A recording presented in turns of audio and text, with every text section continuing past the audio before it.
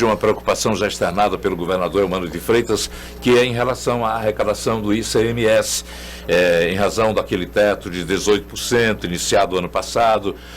Qual foi a perda até dezembro? Já há números contabilizados? Quais os planos do governo também recuperar esse dinheiro ou enxugar o custeio? Tem um prazo, né? Parece que até março, se não me falha a memória. Depois disso, o que deve acontecer? Perfeito. A gente tem uma expectativa de recuperar esse ICMS através de uma compensação que a gente está negociando com o Supremo Tribunal Federal e junto ao governo federal. Em termos de perda de 2022, estamos levantando os números, mas deve girar em torno de 1 bilhão, quando a gente considera todos os itens que foram rebaixados, né? A gente tinha até 31 de dezembro, uma média dos últimos 60 meses, que foi instituída pelo ministro do STF, o André Mendonça. De janeiro a 31 de março, a gente está pelo preço médio ao consumidor final, com a modal de 18%, mas a gente tem até final de março para os estados instituírem o que a gente chama de ad-rem, que é uma cobrança por litro de combustível. A gente está vendo os valores e a partir daí a gente tem esse prazo, então a partir de abril a gente começaria a fazer essa arrecadação pela ad-rem. O senhor citou o nome do ministro, então o Ceará entrou também junto a outros estados reivindicando a saída desse teto, né? Não, a gente não entrou com nenhuma ação na justiça, mas a gente está discutindo, foi criado um grupo junto ao STF e junto ao governo federal que está discutindo essa compensação, alguma forma de compensar esses valores que foram perdidos no segundo semestre de 2022. Obrigado. Carla Moura. Secretário, muito bom dia, seja bem-vindo mais uma vez. No meio dessa discussão de ICMS, muito se falou sobre a questão de prejuízos aí para 11 programas sociais. Queria saber os impactos reais disso, se isso já começa em 2023, se podemos ter aí, não sei, a extinção de alguns ou redução, tem aí o programa Mais Infância, por exemplo, né, e tantos outros. O governador Eumano, ele tem priorizado algumas áreas sociais, então assim, a questão da fome, a questão da fila de cirurgia, a gente está chegando agora e fazendo uma análise de como estão as contas. A gente tem, por exemplo, de impacto, Carla, quando você perguntou, o orçamento de 2023 ele já está reduzido em torno de 2 bilhões, porque a gente não sabe como vai ficar a situação. Então será um primeiro semestre um pouco difícil, de contenção, de análise, quais medidas a gente pode tomar para que seja restabelecida uma arrecadação que a gente tinha e que já estava prevista orçamentariamente. Então a gente vai analisar quais são as prioridades e com certeza qualquer redução, qualquer perda que a gente tenha de arrecadação pode impactar algum programa, algum investimento, seja ele na educação, saúde ou segurança, mas a gente está analisando as prioridades e elaborando algumas medidas para o governador Eumano para ele decidir como a gente pode adequar e dar continuidade às políticas públicas do Estado do Ceará. 12 ou 2, desculpa a pergunta. 2 bilhões. Em torno de 2 bilhões a gente reduziu o orçamento de 2023, quando foi feito no ano passado, porque a gente já sabia que teria um ano de 2023 possivelmente difícil. Tanto por causa do cenário nacional, como também pelo cenário mundial, que alguns economistas já falam até em recessão. Essas mudanças, desculpa, Nonato, insistir nesse assunto, vontade. mas é porque são políticas realmente muito importantes, né, que chegam ali na ponta social. O cartão Mais Infância, às vezes, é a renda que muitas famílias conseguem ter, né? Então, existe, claro, essa preocupação relacionada a isso, mas nós temos tantos outros projetos. E aí, por isso que eu queria insistir nessa questão de prazo. Para 2023, obviamente, já se sabe desse prejuízo, né? Mas e os próximos anos, né? O que é exatamente que vocês estão planejando? Como eu falei, a gente está elaborando dentro da Secretaria da Fazenda algumas medidas em termos de melhora de receita, eficiência na arrecadação, para suprir um pouco dessa perda. A gente está, junto ao governo federal e ao STF, buscando uma compensação do que a gente já perdeu, buscando algumas alterações que beneficiem ou minimizem o impacto do que foi feito. Porque quando você reduz a arrecadação do Estado para abaixar algum bem, você está prejudicando os mais necessitados em prol de quem consome gasolina, quem tem carro é um público de classe média, média alta. Então, assim, você está transferindo renda de políticas públicas para uma classe mais elevada. Então, assim, o governo Eumano está atento não tem a ideia de reduzir nenhuma política social. Então a gente está priorizando o cartão Mais Infância, combate à pobreza, através do próprio FECOP, que também está sendo atacado de certa forma. Mas o governo Elmano vai priorizar a questão social nesse primeiro momento. Só listar, Nonato, aqui alguns desses programas que estava aqui. Tem o Vale Gás, tem o Hora de Plantar, o Garantia Safra, o Mais Emprego Ceará, que nos últimos anos também teve muito destaque, né? Nonato. Ok. Deixa eu pegar aqui o senhor pela palavra. A frase a melhora da arrecadação não vai para esclarecer bem ao nosso ouvinte e ao internauta. A melhora de arrecadação não significa a criação de novas taxas ou impostos, não. Não, no primeiro momento o governador Elmano ele deu uma diretriz para que a gente procurasse medidas que melhorassem a eficiência, não elevando tributo. A gente vai estar estudando diversas medidas para propor e ele fazer a escolha dessa elevação tributária, caso seja, ou então melhorar a eficiência de alguma forma. A princípio não seria... Ok. Lembrando 2 anos de pandemia, em que também as empresas passaram por dificuldades, aí a pergunta, como é que está o cadastro de inadimplência de empresas para com o fisco cearense? A gente está fazendo uma análise bem criteriosa. A ideia da Secretaria da Fazenda sempre foi, que está lá na nossa missão, melhorar a vida das pessoas, arrecadando com justiça e gerindo com eficiência dos recursos financeiros da sociedade. Então, não adianta eu ser um fisco que tributa e acaba prejudicando as empresas. Então, a gente está buscando o diálogo com os contribuintes da melhor forma possível para que cada um pague o tributo de forma justa e equilibrada para que a gente beneficie aquelas pessoas que mais precisam no Ceará. Como é que está a sonegação fiscal? Tem crescido o número de contribuintes autuados? Eu tenho que levantar ainda, você está chegando agora, eu precisaria levantar mais a fundo. Mas assim, a gente tem melhorado na eficiência, a gente tem alguns programas importantes para beneficiar também aquele contribuinte que é bom pagador, que é o programa Pai d'Égua, que tem aquela premiação das 5 jangadas para os contribuintes que realmente... Então a gente tem buscado cada vez mais essa conformidade com o contribuinte para que a gente possa estabelecer uma parceria, porque afinal não adianta também só a gestão pública estar equilibrada se você não tem a área econômica. Então, assim, uma prioridade da minha gestão vai ser essa sustentabilidade fiscal e econômica do Estado do Ceará. Eu vou aproveitar uma pergunta que eu ia deixar lá para o final, mas já que o senhor falou dos programas, como é que a sua nota tem valor? Volta? Não, sua nota tem valor, continua, é um programa já efetivado, que tem diversos... Não há alteração? Não, por enquanto nenhuma alteração. Porque houve uma época que teve paralisação, grupos, ONGs que percebiam, deixaram realmente de receber, mas agora voltou à normalidade já. Está normal, inclusive ele tem evoluído muito, tem dado descontos no próprio IPVA para aquelas pessoas que são cadastradas, então é um programa que já se efetivou. A gente deve ter algum sorteio agora em janeiro, então a gente está é um programa que já tem uma continuidade. O IPVA pretende ampliar a arrecadação por conta do imposto? Não, o IPVA, o aumento de arrecadação que pode advir no IPVA no ano de 2023 não é por elevação de alíquota. Não é por elevação. É porque com a pandemia houve uma desestruturação na parte econômica de insumos para carros, então você acabou elevando o preço do carro usado. Então o carro está mais valorizado. Então aquela pessoa que tem um veículo ele também teve um ganho patrimonial. Consequentemente, como a alíquota é fixa, você está pagando talvez um pouquinho mais. Carla? Secretária, a gente tem visto a ampliação do microempreendedorismo, né, aqui no Ceará. Muitos começam, infelizmente, na informalidade, às vezes mesmo até por falta de conhecimento. A gente sabe que isso gera ali uma concorrência desleal, né, entre esses microempreendedores. E aí eu queria saber o que é que tem sido feito e o que é que pode ser feito no âmbito da Cefaz para auxiliar mesmo a entrada desses microempreendedores, a ampliação, mas também sem sufocar, principalmente nesse começo, né? Como você citou, a gente tem diversos programas. Dentro dos programas, alguns estão que era então SEDET, hoje vai passar a ser Secretaria de Desenvolvimento Econômico. E essas duas secretarias, elas têm feito alguns planejamentos, alguns estudos, justamente para ver como é que o microempreendedor pode incentivar a formalidade desses empreendimentos. Então, assim, é uma meta também da Secretaria da Fazenda, está diminuindo, incentivando, dando crédito para alguns microempreendedores, como é a questão da Ceará Cred.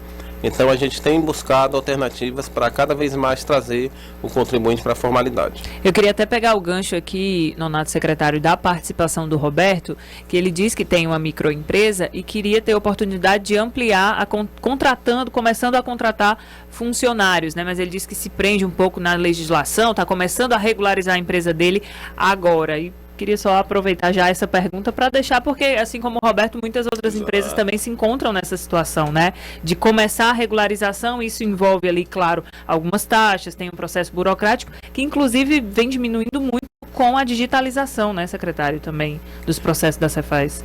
Pronto, quando a gente fala em melhorar a eficiência, não da arrecadatória, é todo um contexto envolvido, inclusive trazer pessoas da informalidade, é a gente permitir a melhora na ambiência dos negócios, seja para grandes contribuintes como para microempreendedores. Então a Cefaz tem buscado cada vez mais, é uma legislação difícil, a legislação tributária, tem buscado cada vez mais trazer esse contribuinte para a formalidade, mostrando passo a passo como é que ele faz, dentro do mundo virtual também, que é importante essa mudança, que já é uma coisa que a sociedade já está acontecendo na sociedade. Então a gente tem várias alternativas e várias informações no próprio site da Secretaria da Fazenda, mostrando como é o passo a passo para você regularizar, para abrir uma empresa. Então é uma coisa que a gente tem avançado no sentido de simplificar para o contribuinte. Olha, pelo 981543814, você também pode mandar perguntas, tirar algumas dúvidas com o secretário. E no nosso YouTube você Facebook também aproveita no chat para encaminhar qualquer dúvida. O senhor falou em educação fiscal e a Cefaz tinha ou tem ainda um programa de educação fiscal, objetivando a conscientização do cidadão sobre a função socioeconômica dos tributos. Está em vigor esse programa? As ações e também os participantes, a busca, a procura desse entendimento? Tá, sim, é um programa também que já é consolidado na Secretaria da Fazenda de muitos anos, é um trabalho feito acho que há mais de 30 anos. E é importante essa fala, Nonato, porque a gente pensa que às vezes a nossa cidadania se encerra com o voto. Uhum. E não, a sociedade tem vários outros meios para chegar, para cobrar dos gestores públicos. E com a educação fiscal, as pessoas percebem qual a importância do pagamento do tributo. Porque muitas vezes a gente acha que é uma obrigação que tem um fim que é ruim para quem está pagando, mas não. Quando a gente paga o tributo, a gente está beneficiando as populações mais pobres, as populações mais carentes do estado do Ceará. A gente tem um dado, eu vi o de 2021, que é do CAD único, em torno de 3 milhões de pessoas estão abaixo da linha da pobreza no estado do Ceará. Então, assim, qualquer governo, qualquer gestão que venha, tem que olhar para essas pessoas, porque a gente tem uma população de em torno de 9 milhões de pessoas no estado do Ceará, 3 milhões está abaixo da linha da pobreza e 5 milhões abaixo 3 milhões abaixo da linha da extrema pobreza, em torno de 5 abaixo da linha da pobreza. Então é muita gente que a gente precisa olhar. Então a gente tem que ter a consciência que pagar o tributo, a gente está transferindo renda dos que podem mais para os que podem menos. Eu costumo brincar, até mesmo conversando aqui com os ouvintes, de que a vida da gente é como na Cefaz. Aqui você faz, aqui você paga.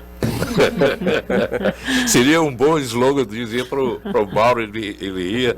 Mas tem uma pergunta aqui de um ouvinte querendo saber: o senhor já é servidor público há quanto tempo? Egresso de qual pasta? Pronto, eu sou baiano, eu estou há 15 anos no estado do Ceará, sou servidor público da Fazenda. A gestão passada eu estava como secretário executivo do Tesouro da Fazenda, então a minha área, finanças públicas, é uma área que eu já trabalho há muito tempo. Já trabalhava na Cefaz da Bahia também, com cargo de gestão. Então, assim, o que eu gosto, fazer economia, finanças públicas. Eu trabalho nessa área já há 15 anos aqui no Ceará, em pouco mais de 23 anos. O ouvinte querendo seu perfil, conhecer um pouco mais. Carla. É isso. Tem muita gente ainda comentando aqui sobre a questão do ICMS, mas tem uma dúvida que deixa eu aproveitar para fazer do Esdras. O Esdras, que sempre participa aqui com a gente, ele pergunta sobre a terceirização de serviço de atendimento ao contribuinte, se isso não traz algum desgaste para o fisco. Ele diz em contrapartida relacionada ao esvaziamento do pessoal do próprio da Cefaz. relacionado à terceirização? A questão da terceirização e do servidor público, eles caminham juntos, eu acho que se completam. O próprio Tribunal de Contas do Estado, ele está sempre de olho se você está terceirizando serviços que são da área fim e não da área meio. Então, a gente tem que ter um equilíbrio entre as duas coisas. Mas existem determinadas atividades que só podem ser feitas por servidor público. Aquelas que não são feitas, a gente tem procurado contratar uma terceirização qualificada, cada vez mais qualificada, é uma das premissas que a gente tem no governo do Estado e na própria Secretaria da Fazenda também. Então, um completa o outro e não tem nenhuma ideia de descontinuidade de nenhum serviço por conta disso. Secretária, há exatos 2 anos, a Assembleia aprovou novas regras que reforçavam as penalidades para pessoas físicas ou empresas inadimplentes para com o Estado. E que pessoas que tinham dito há muito tempo que não pagaram os impostos reiteradas vezes. Depois disso, a cobrança passou a ser feita. Houve suspensão, houve até cassação da empresa no Cadastro Geral da Fazenda. O senhor tem informação? Eu não terei essa informação agora, Nonato, mas eu acho que a lei, quando ela pune contribuintes mal pagadores e que são aqueles que reiteradamente costumam não pagar, provavelmente a gente deve ter cancelado alguns contribuintes, algumas inscrições. Hoje, a Federação da Agricultura no Ceará denuncia a entrada de pelo menos 1.200 toneladas de queijo clandestino no mercado, sem inspeção nenhuma. A Cefaz tem certeza de que o produto entre com notas fiscais legalizadas em relação a parte da Cefaz?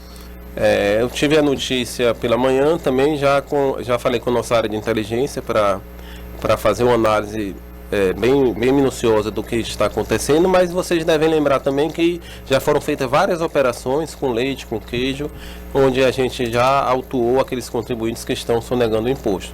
Então é uma função da Secretaria da Fazenda estar fazendo essas diligências de fiscalização. E a gente vai continuar com o mesmo foco, tentando melhorar cada vez mais a inteligência para evitar que isso aconteça. Quais são as áreas mais atingidas aqui no Ceará, no processo dessas irregularidades? O senhor tem notícia? Aquela questão, toda a área tem o bom contribuinte e o mau contribuinte. E o mal tem ascendência em números de onde? Qual é a área? Acho que todas as áreas têm contribuintes, bons contribuintes. De vez em quando fica em foco determinada área, porque a gente faz uma fiscalização e pega, ou então tem uma denúncia dessa na imprensa e fica mais em foco. Mas eu acho que todas as áreas têm suas dificuldades de fiscalizar. A gente tem melhorado cada vez mais a eficiência da fiscalização, mas é um trabalho que a gente tem que agir com inteligência, cada vez com mais inteligência, e tem melhorado muito. A gente tem reduzido a quantidade de sonegadores. Isso traz um benefício muito grande para a sociedade cearense, né? Começo de ano, começo de governo, chegada sua lá na Cefaz, tem sempre ouvintes, internautas que perguntam: vai ter concurso da Cefaz? Quando é que vão abrir concurso? A gente está com um concurso ainda vigente. Em andamento, né? Já foram chamadas algumas pessoas, provavelmente esse ano a gente vai chamar mais algumas vagas. Mas, assim, aí não tem nenhuma previsão ainda para um próximo concurso. É uma coisa que eu devo conversar com o governador. A depender da demanda, eu vou fazer um levantamento como está a estrutura da Secretaria da Fazenda, até porque tem muita gente se aposentando. Mas, a princípio, a gente já está com o concurso aberto. Fala em relação também ao interior, né? De agentes fiscais pelo interior, que o tempo passa e a gente não vê realmente como é que está a situação lá. Mas está tudo tranquilo. O senhor já tomou conhecimento também? Eu vou visitar os postos fiscais do interior, as unidades do interior, mas assim, essa próxima turma que será chamada, provavelmente eles vão ser deslocados mais para o interior, que é uma área que tem muita gente se aposentando também. Então a gente vai ter um foco maior nessa parte. Já para a gente finalizar, secretário, que marca você quer deixar e o senhor quer deixar nos próximos 4 anos na Secretaria da Fazenda aqui do Ceará? Pronto, me apresentei lá na Secretaria da Fazenda. Eu acho que são internamente uma marca de uma gestão de diálogo, de construção com todos os cargos, todas as pessoas que participam da Secretaria da Fazenda, até porque eu acho que a gente consegue muito mais coisas junto, trabalhando junto em equipe. Em termos para a sociedade, sustentabilidade fiscal e econômica do Estado, manter essa sustentabilidade fiscal aliada à sustentabilidade econômica, porque se a gente tiver um financeiro, um fiscal forte, o governador vai poder fazer as políticas públicas de forma acertada e trazer benefícios para toda a sociedade, e do lado do contribuinte continuar o diálogo, continuar essa parceria no sentido de que tanto o setor público como o setor privado, eles têm que caminhar juntos para o bem da sociedade. Não tem que ter uma disputa. Eu acho que a sociedade só ganha quando esses dois setores caminham juntos. Queremos agradecer a sua vinda aqui, se revelando aqui ao público em termos do que fazer, do que será feito e também da sua disponibilidade em traçar roteiros de uma agenda de trabalho junto a esses 4 anos. Obrigado, Nato. Obrigado, Carla. Seja bem-vindo. Bom trabalho, né? Bom trabalho. Bom trabalho para vocês também.